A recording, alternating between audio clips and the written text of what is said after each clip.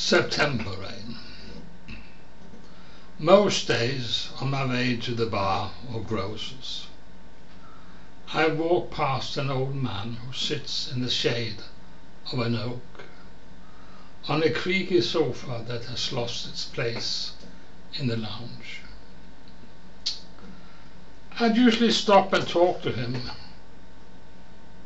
He can't remember me from one day to the next, tells me the same story about his parents and where he grew up. Portugal of yore. He isn't here today, only his mantle. He wraps around himself when there's a chill in the air. It's flung on the old sofa. As the fire whispers that he will not be back.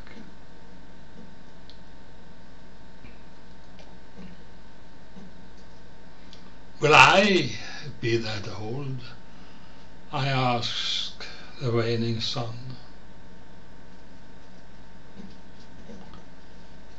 I sit on a sofa on the terrace, a blanket wrapped around my shoulders, scan the sky in the vale where I live, and my parents too lived.